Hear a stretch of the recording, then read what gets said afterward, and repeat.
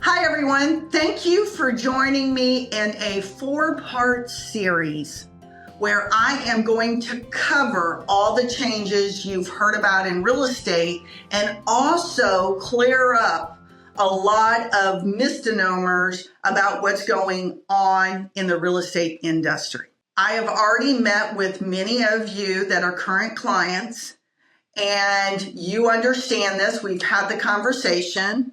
And for all of you that are future clients, hopefully after the next 3 months, these videos will be not important and no longer valid because everybody will understand.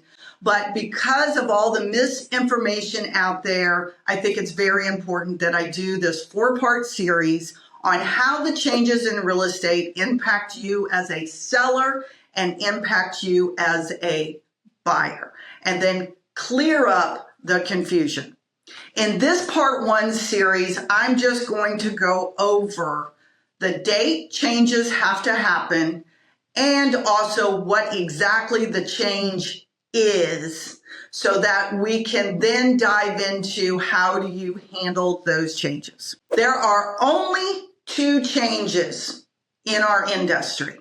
And that's important to understand because if you read all the news, it's fake news like everything else we read or get right now. It's a lot of hype, and the loudest hype gets the attention. I will tell you, in our business, the only two changes are this. Number one, as of August 24th, all of the data in MLS that says we are willing to pay a co-broker fee for the buyer's agent will be removed from the MLS. It will no longer reside there. That's change number one. That's actually going to happen with the San Antonio Board of Realtors on August 17th. My company has already removed all the fees from MLS ahead of time, and we are posting broker compensation agreements on our website for co-brokers to be able to have. That's the first change. Why did that change come about? Let me clear this up. It has nothing to do with the fact that buyer's agents will no longer get a co-broke fee. It has nothing to do with that.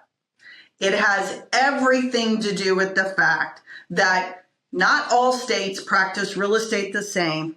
And as we know in every industry, there's good agents and there's bad agents. And unfortunately, not everyone works the same. So some agents were able to sort, that's the key word, sort the MLS by what they were going to get paid as a broker fee and then steer to buy something, and that's illegal. It's also illegal to steer someone to go buy in a certain section of town, for an example, or steer someone to only buy from this one builder. I think that clearly defines what steering means when I give you those examples, okay? That's obviously an agent that you don't want to work with that is not looking out for your best interests. So because of that issue, it is no longer going to be an MLS, so the fees cannot be searched or sorted. Okay? That's it. That's the change. Huge change. Really, it's not. And it can be handled very easily and has been for the commercial side of business or in farm and ranch forever. So now on the residential side, we're going to learn to handle things a little differently as well. The second change that has come about is that no agent will work with a buyer without having a buyer's agreement signed before they walk out the door and open the door of someone else's house.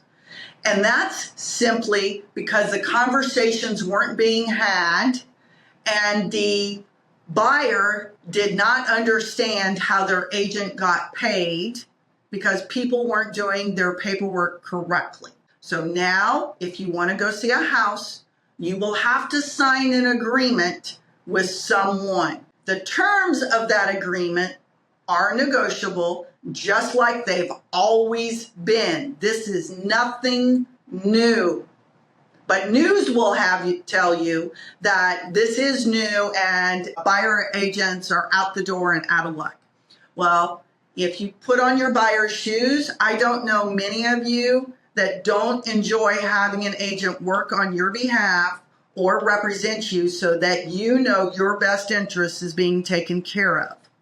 Flying blind out there is not good because you have no idea if you got a great deal on the house, a fair deal, or a bad deal, and many other things in between. So what you will now do is understand the relationship with your buyer's agent.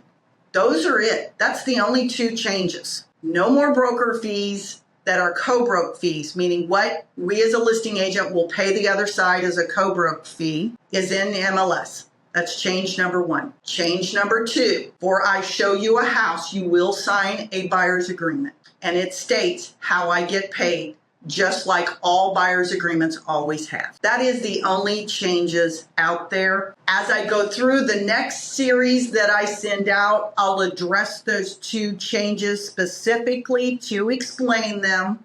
But I just wanted to start clearing up the confusion of all the information that you may or may not have been paying attention to.